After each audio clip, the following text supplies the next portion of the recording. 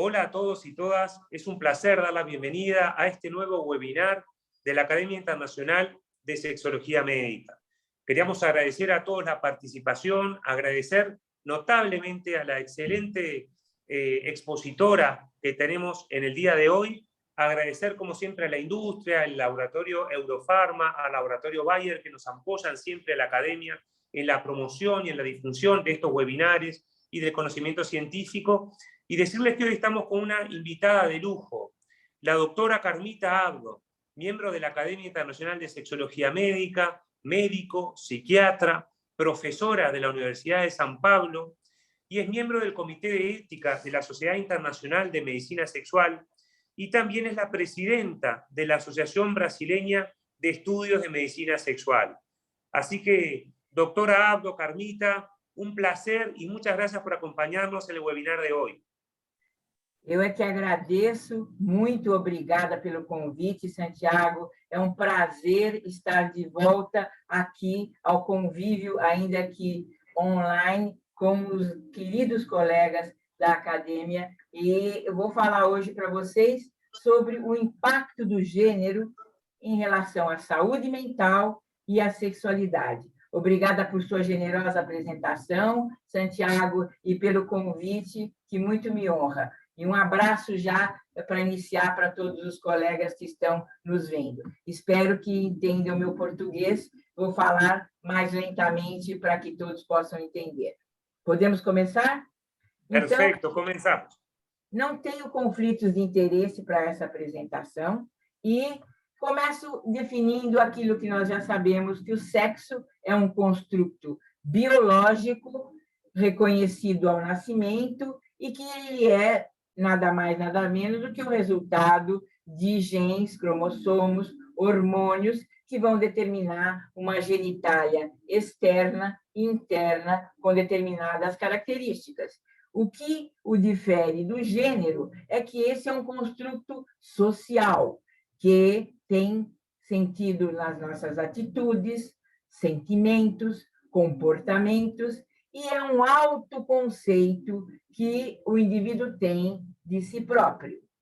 Feita essa diferença, vamos lembrar que a associação entre sexo, gênero e doenças é algo cada vez mais estudado.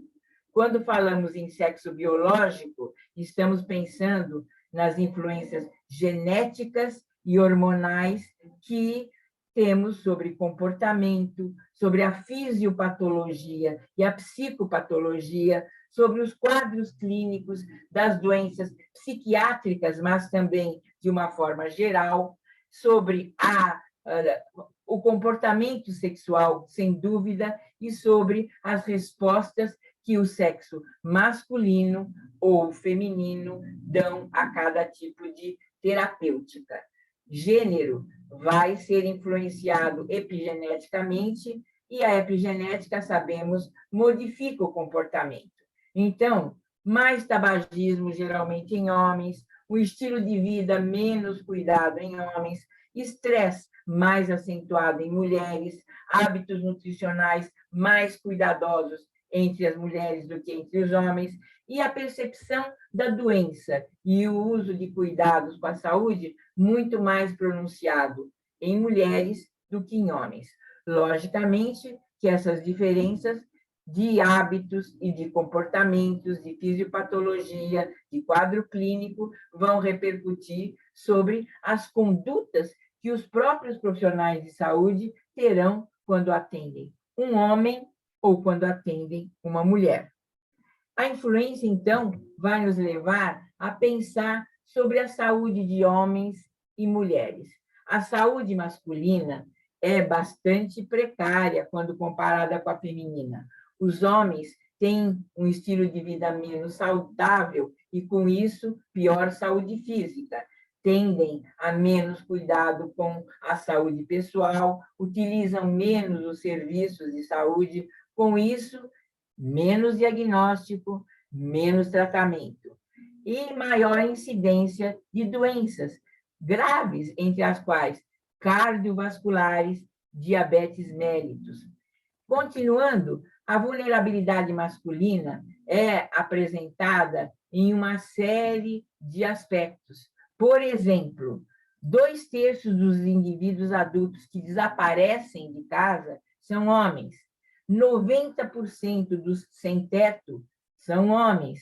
1 em cada 8 homens é dependente de álcool, o que vai ser 3 vezes mais predispostos a se tornarem dependentes do que as mulheres.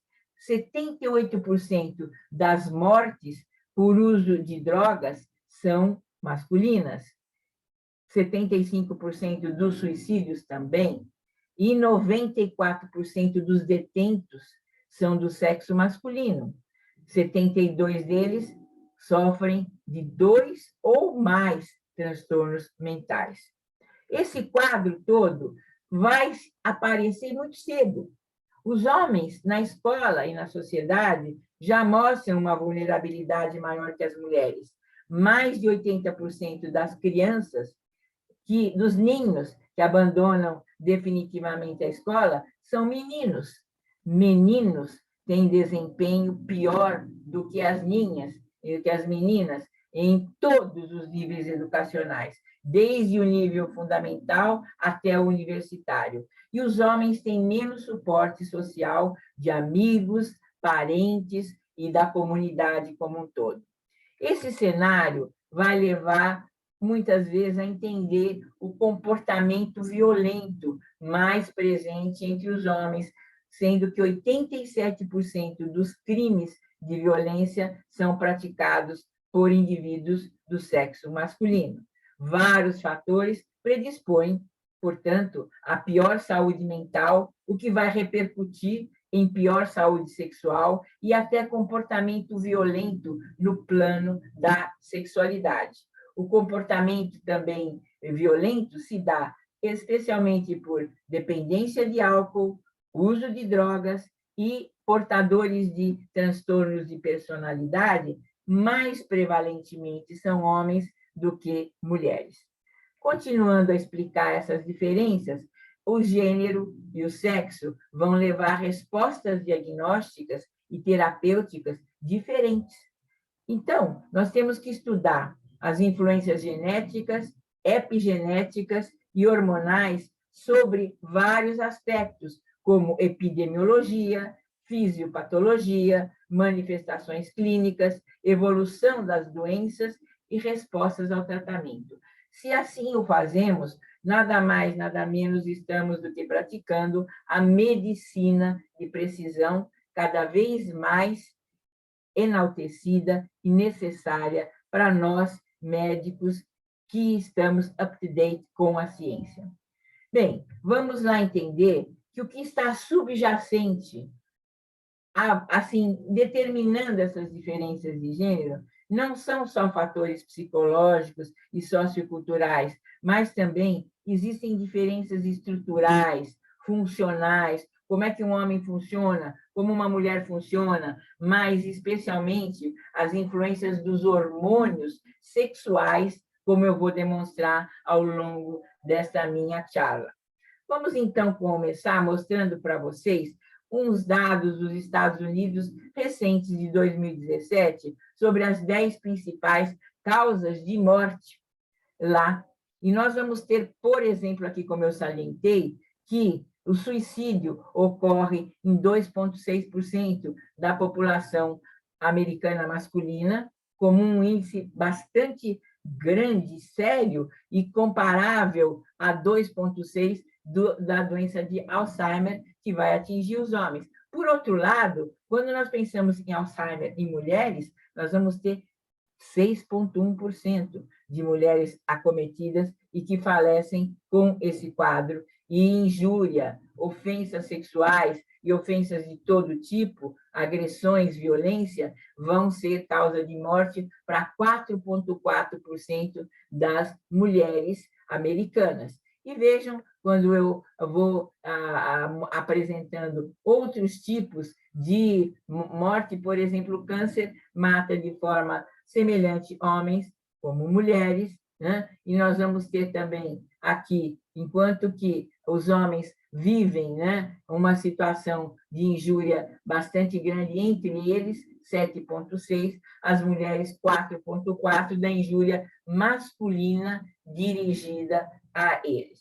Mas vamos ali mostrar a prevalência, conforme o sexo, de problemas de base neurológica e psiquiátrica e que, logicamente, vão influenciar no comportamento, no desempenho sexual. Apenas para exemplificar, temos aqui o transtorno de estresse pós-traumático, que vai acometer na população 8,4% das mulheres e 3,2% dos homens, segundo os dados da Neuropsychopharmacology de 2011. E aqui nós vamos ter que a depressão unipolar é muito mais prevalente entre mulheres do que entre homens. Por outro lado, a dependência de álcool é bastante mais pronunciada em homens do que em mulheres.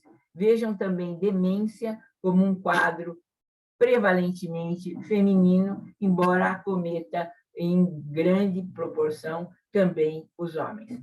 Nesse sentido, vamos acompanhar ao longo da vida como que as doenças se comportam e como que elas atingem homens e mulheres. Então, sem diferenças na infância, as doenças afetivas.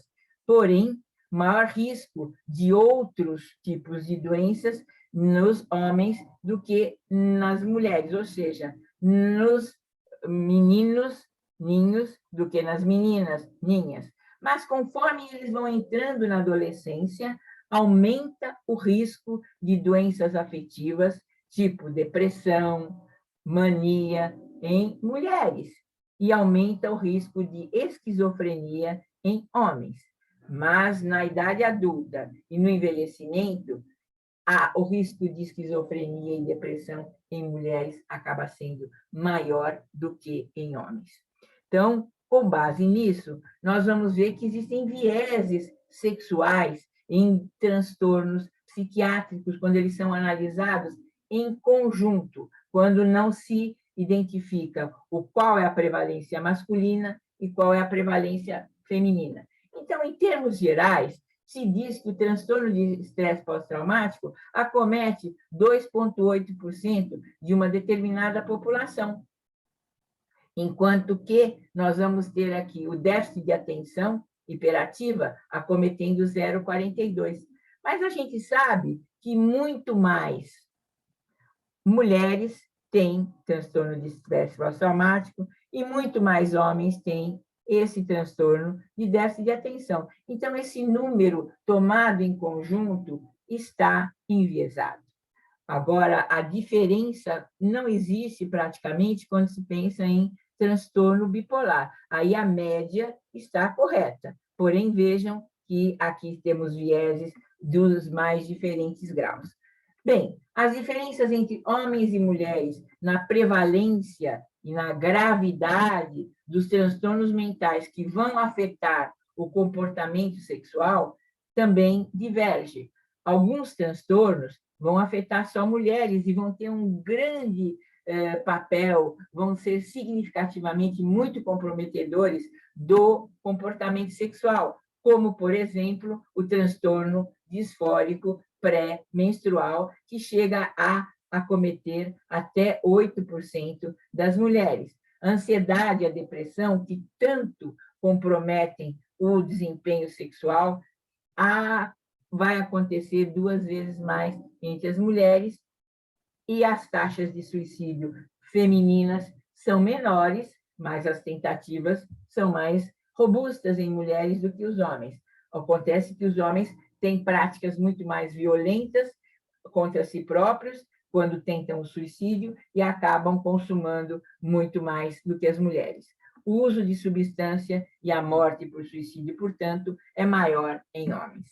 Vejam aqui que não só as doenças neuropsiquiátricas, mas, de uma forma geral, as doenças incapacitantes se comportam diferentemente, conforme estejamos falando de homens ou mulheres. Então, por exemplo, os eating disorders. Então, os problemas de transtornos alimentares são muito mais prevalentes em mulheres. Em contrapartida, o autismo, né? O déficit de atenção vai ser mais pronunciado em homens, né? E aqui, quando nós falamos de outros tipos de comprometimento, como, né, a dor e uma inabilidade, um desconforto social ligado à gota, muito maior em homens, e, por outro lado, né, há síndromes de fadiga crônica, muito mais presente em mulheres, como a fibromialgia também. Vamos aí, continuando, pensar sobre a pesquisa, como é que ela se comporta, enfim, né? Se homens e mulheres têm doenças em proporções diferentes, elas acabam sendo analisadas como não tendo essa diferença. Uma revisão de literatura revelou que apenas 39% dos ensaios clínicos randomizados, os clinical trials, vão recrutar homens e mulheres em igual número, e só 20% descreveram os resultados conforme o sexo. Então, resultados para as mulheres, quais foram? Resultados para os homens, quais foram? Só 20% dos estudos têm essa separação, essa discriminação. E as justificativas para que pouco seja feito em torno de pesquisar mulheres é que a preocupação dos estudiosos com gravidez é grande, e o uso de anticoncepcionais para garantir a não gravidez pode levar a vieses e interação medicamentosa, então menos mulheres participam das pesquisas em função destas possíveis interveniências. A depressão vai ser, no mundo todo, uma grande causa de incapacitação, atingindo mais mulheres, e, por outro lado, será que isso é tão verdade assim? Ou será que elas buscam mais tratamento do que os homens e apresentam sintomas como hiperfagia, hipersonia, ansiedade, uma ruminação, que são sintomas mais típicos, inclusive, que estão muito mais referidos no DSM e nos guidelines da Organização Mundial de Saúde. Já os homens menos diagnosticados, eles acabam sendo menos tratados, porque buscam menos o tratamento, e os sintomas da depressão deles não são tão típicos. Se você pensar, um homem deprimido, ele é mais irritado, ele é mais agressivo, ele abusa de substâncias, ele tem comportamentos de risco e tem queixas somáticas muito mais robustas, ou seja, sintomas que não são valorizados pelos guidelines, mas que podem ser, sim, sintomas de depressão tipicamente masculina. O suicídio, como eu já disse, é muito mais prevalente em homens do que mulheres e tem uma série de fatores de risco aqui elencados para as suas tentativas. A doença de Alzheimer causa mortalidade mais em mulheres do que em homens, 3:1, né? Como vocês podem observar pelos índices aqui, e o curso é mais rápido nelas, embora elas preservem o desempenho em testes de memória verbal. E os fatores que levam mais mulheres a terem Alzheimer do que homens, entre outros, é que a mulher vive mais, então a longevidade, podendo então atingir uma idade em que o Alzheimer se apresenta, o início nelas é precoce, porque ocorre desde que elas entram na menopausa e pós-menopausa, hipertensão na gravidez também favorece Alzheimer, ou forexomia bilateral, e início tardio de uma terapia hormonal quando elas deixam de produzir estrógeno. A doença de Alzheimer tem maior fator de risco devido a um genótipo próprio, né, que leva a um aumento na deposição de beta-amiloides, ou seja, as placas de amiloides, e daí o acúmulo da tal fosforilada nos emaranhados neurofibrilares intracelulares se dá pela interação com esses beta-amiloides. E as mulheres são mais vulneráveis a esse acúmulo, 4 mulheres para cada homem na fase dos 65 aos 75 anos. A mortalidade dos homens em idade ativa é 2 vezes mais que as mulheres. Então, um homem produtivo, um homem em pleno momento de adultez saudável pode, de repente, apresentar uma doença que o leva à morte. E as causas são desde o estilo de vida inadequado, também menos importância que ele dá à dor, e essa dor pode ser um sinal de alerta para uma doença grave, como também, em geral, uma prevenção de doenças bastante mais precária quando comparada com a prevenção que as mulheres fazem.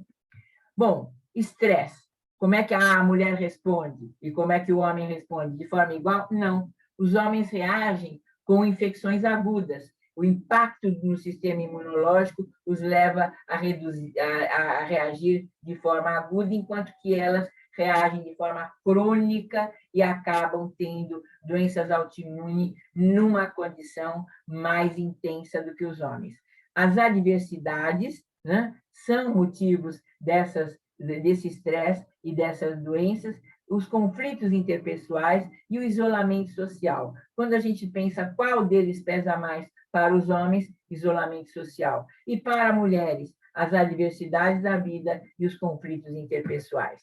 A resposta à dor vai ser também diferente. As mulheres têm maior probabilidade do que os homens de ter a dor crônica generalizada. Veja o slide anterior, eu já falava do estresse, em mais longa condição de infecção do que os homens, o que leva a essa mais crônica dor generalizada.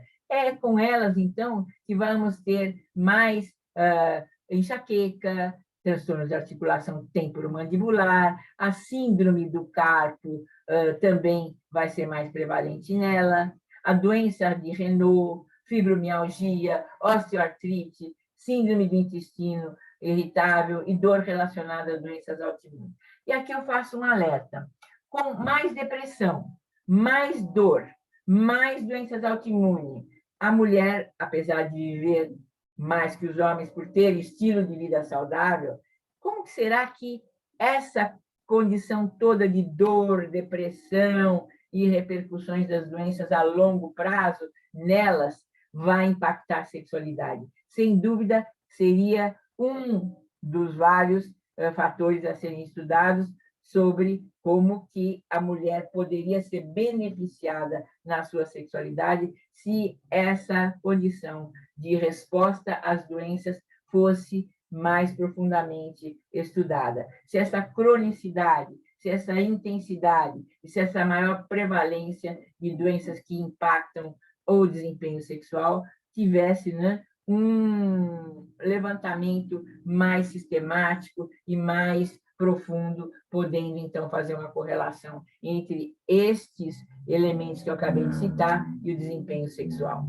Então, por exemplo, a dor de cabeça tem no sexo feminino um fator de mau prognóstico, além de, logicamente, a idade, quanto mais velha, maior o risco, as queixas musculoesqueléticas prévias, a depressão e a ansiedade.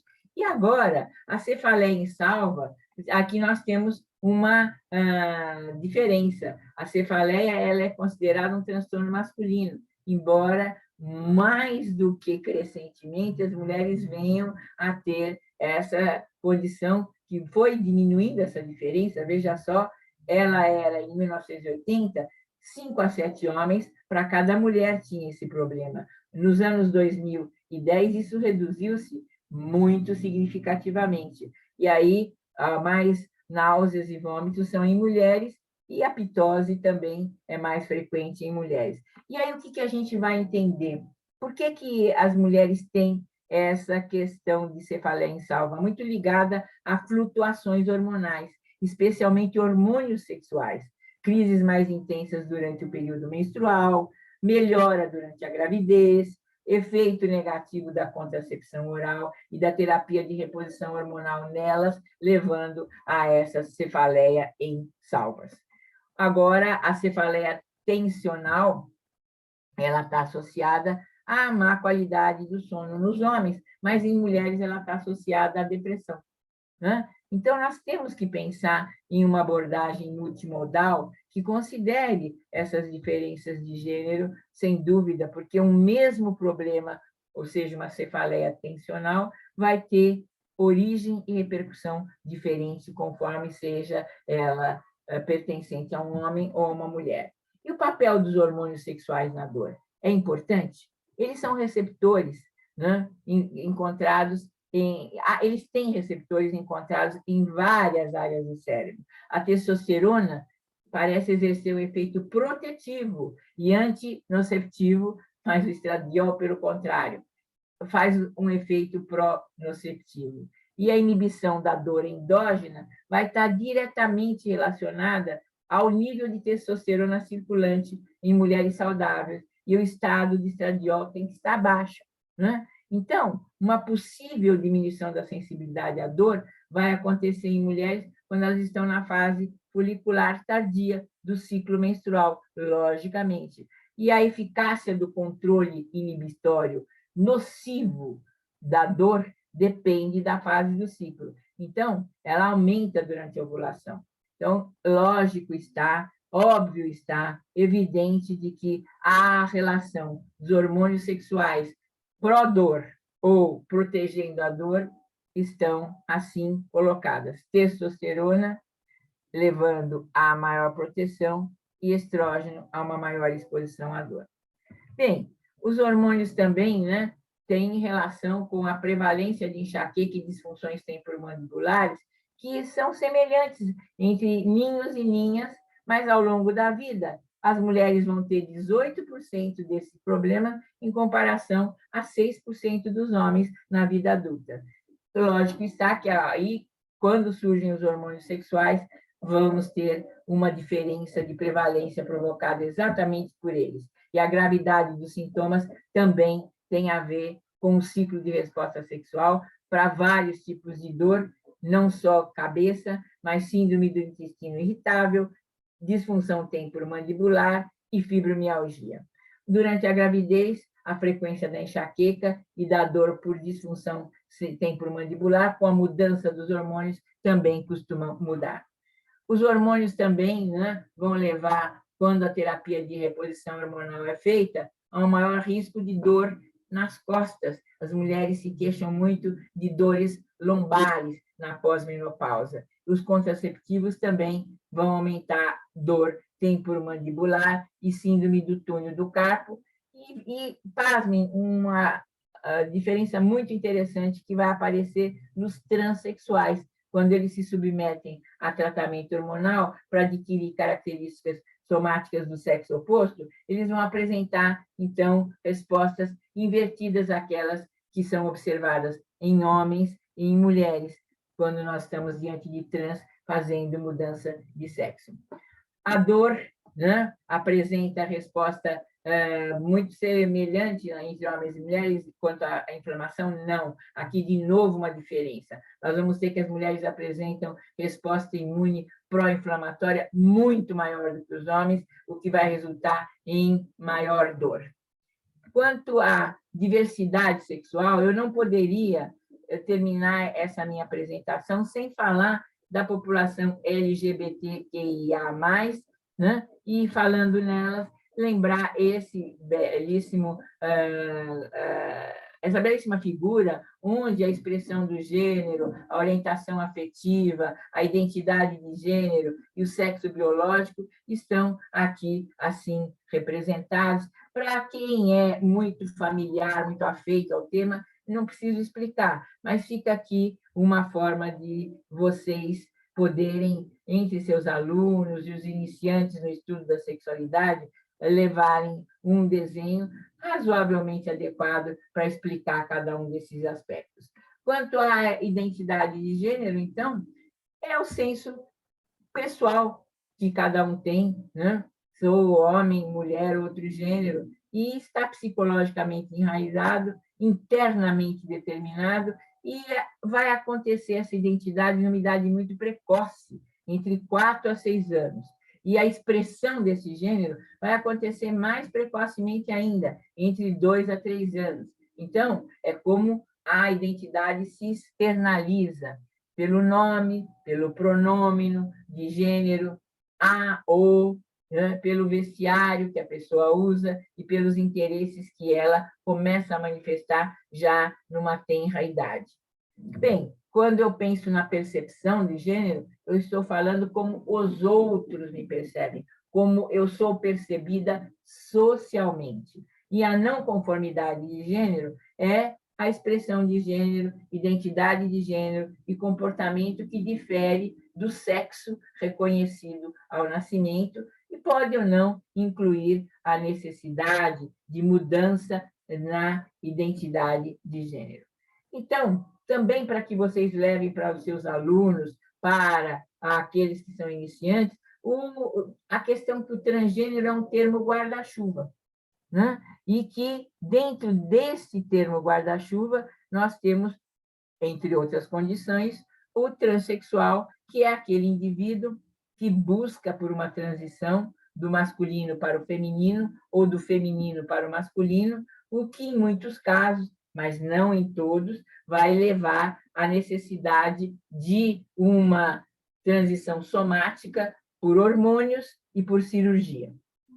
Quando eu penso na questão da evolução histórica, eu só trago esse slide para mostrar que várias culturas desde a antiguidade já conheciam essa questão. Em 1853, foi descrito um caso de homem que se travestia e se relacionava com marinheiros, homomolia, né? Frankel foi quem descreveu, e de uma situação marginal, esta condição de transexualidade passou à elaboração de protocolos e criação de centros de atendimento desde os anos 60 do século passado, com Benjamin, e o transexualismo, assim chamado, em 1980, mudou, não é mais isso, era um diagnóstico psiquiátrico e passou hoje, né, em 1994, desculpe, não hoje, para transtorno da identidade de gênero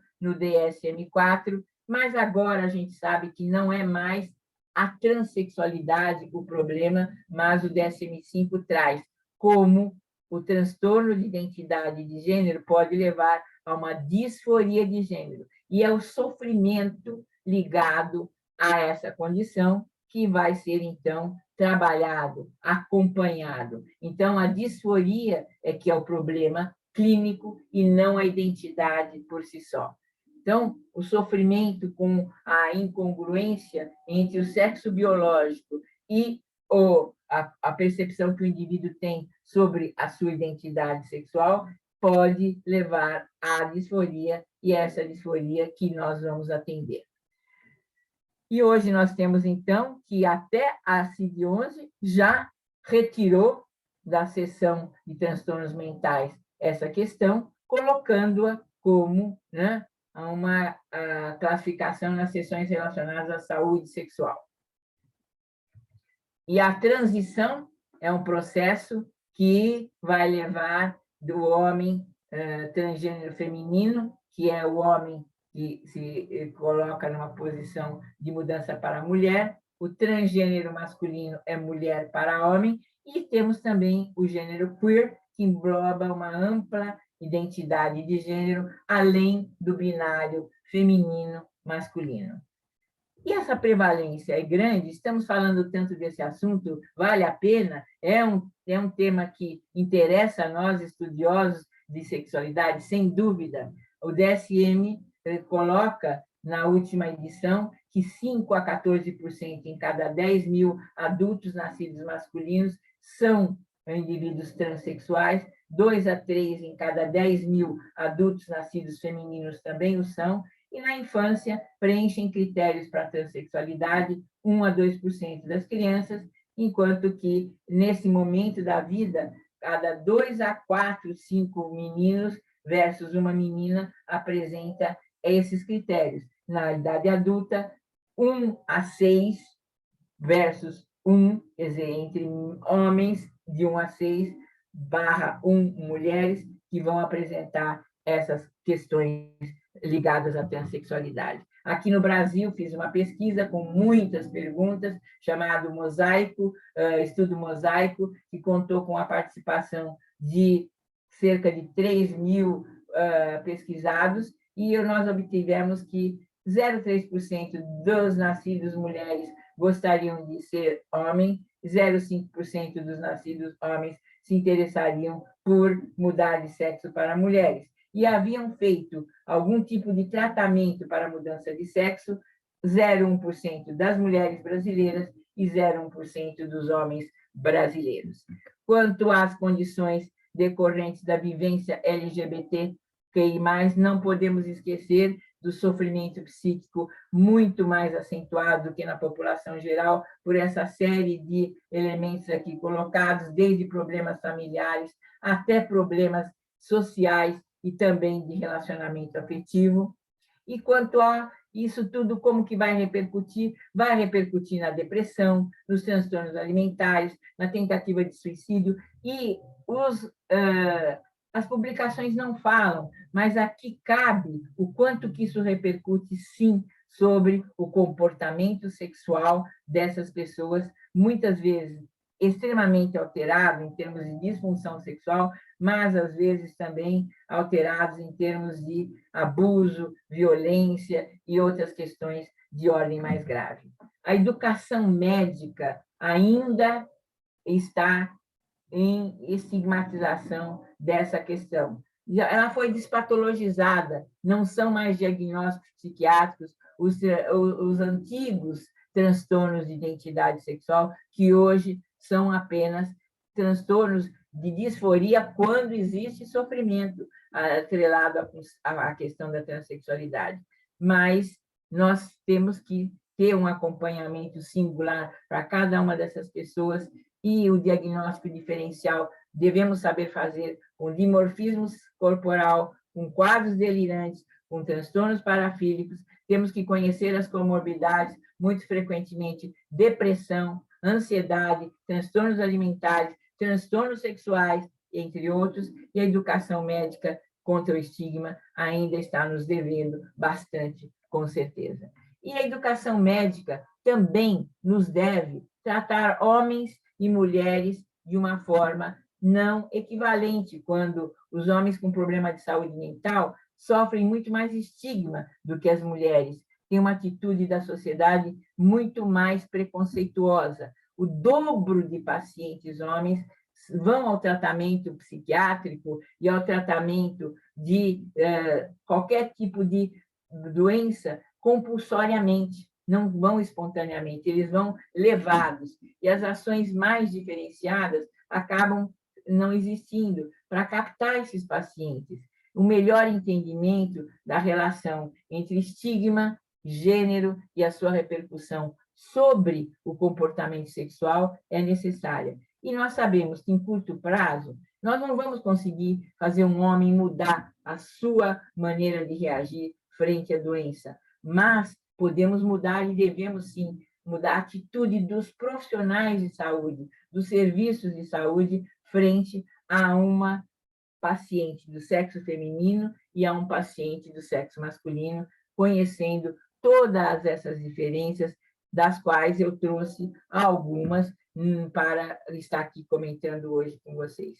Agradeço muitíssimo a atenção de todos e me coloco à disposição. Obrigada, um grande abraço e até breve. Gostaria muito de estar com vocês presencialmente. As recomendações eu esqueci de dar, mas nós vamos ter que estudar aqui as diferenças sexuais na neurobiologia das doenças neuropsiquiátricas e seu tratamento. Estou lembrando essas recomendações, embora eu tenha falado delas durante toda essa minha apresentação. E vamos, sim, incluir análise de gênero nos ensaios clínicos, que é muito necessário, criar diretrizes sobre diferenças de sexo para o que eu vou, em nível regulatório, considerar homens sendo tratados e mulheres sendo tratadas. Para isso tudo, eu tenho que conscientizar pesquisadores, acadêmicos, a indústria e também os médicos. Então, fica aqui essa apresentação como um alerta para que a gente pense nesse assunto, reflita e comecemos a trabalhar de uma forma mais objetiva, conforme estejamos diante de um paciente homem ou de uma paciente mulher. Agora sim, muito obrigada por toda a atenção de vocês e um grande abraço.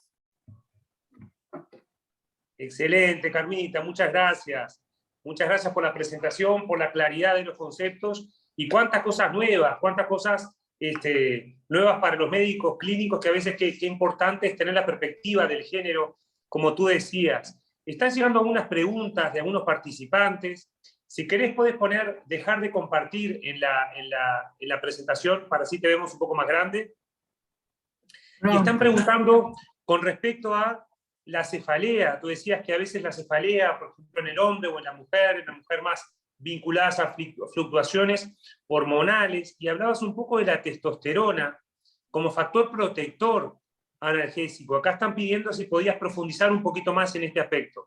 Pois não. Então, a testosterona que protege não é aquela que você vai administrar, mas aquela que a mulher já tem.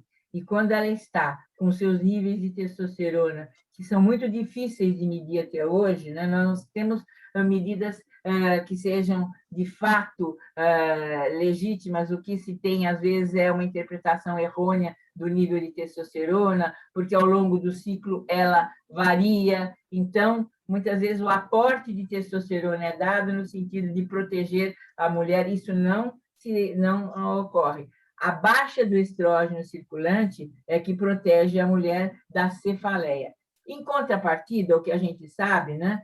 Eu gostaria de aproveitar para comentar o que vocês já sabem, que quando nós temos estrógeno baixo, o que a gente acaba tendo para as mulheres que têm uma predisposição à depressão, predisposição genética, é nesse momento, com o estrógeno baixo, que ela vai desenvolver a sua depressão. Então, aquela mulher que tem genética para a depressão vai deprimir no período pré-menstrual, ou na gestação, ou no puerpério, ou na entrada na menopausa. Então, veja que dor e depressão funcionam de forma diferente no quesito concentração sanguínea de estrógeno. O estrógeno, portanto, dá maior sensibilidade à dor, né? Quando ele está presente, e ele dá maior disposição à depressão em mulheres com genética própria quando ele está baixo, porque ele vai levar aos receptores noradrenérgicos e serotoninérgicos a reagirem no sentido de baixar o humor da mulher. Perfecto. Hay otra pregunta que llegó también por mensaje, y es que preguntan con respecto a la transexualidad que tú abordaste, y preguntan si en la población de transexuales es más prevalente la patología y la enfermedad mental, y cuáles son las condiciones mentales más frecuentes en esta población. La problemática en salud mental.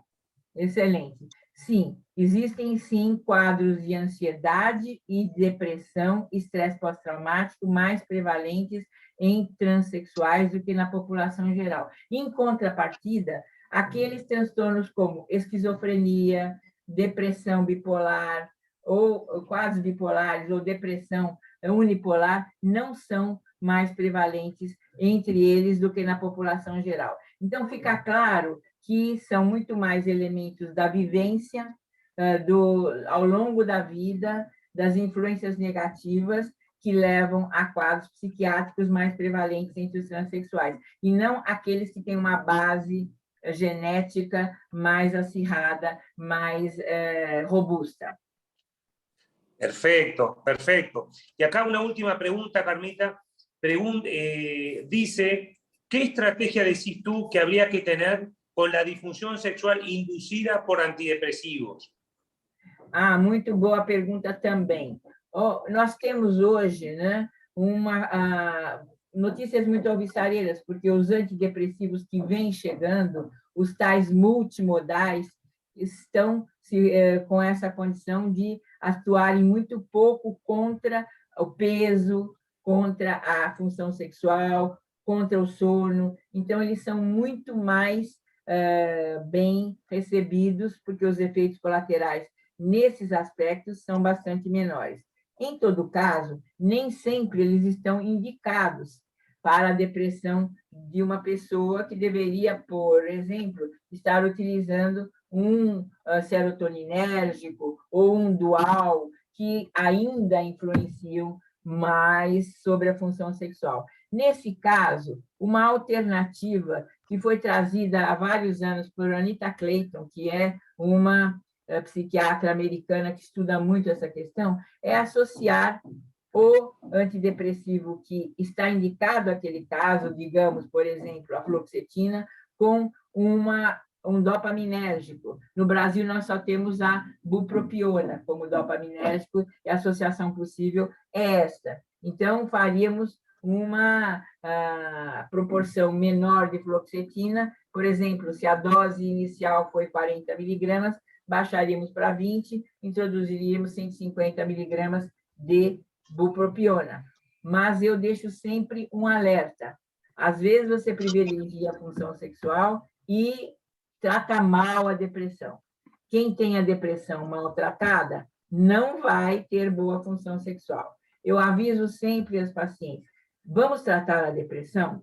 Uma vez debelada a depressão, sua função sexual voltará. Mas se nós tratarmos erroneamente ou insuficientemente, você terá depressão ao longo da vida, não terá função sexual preservada.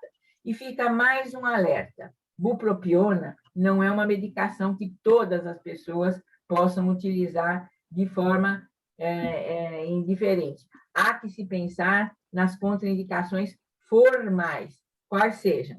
Teve crise convulsiva ao longo da vida? Não pode utilizar a bupropiona. Tem uma ansiedade importante, uma insônia importante, usa drogas, foi ou é anorética, foi ou é bulímica, essas condições todas contraindicam o uso de bupropiona, mesmo associada a um outro antidepressivo. Por quê? Porque pode potencializar essa bupropiona a algum patamar convulsivo e, com isso, levar pessoas que, mesmo nunca tenham tido convulsão, convulsionarem. É um número baixo, é 0,4% de incidência, mas não é um número desprezível.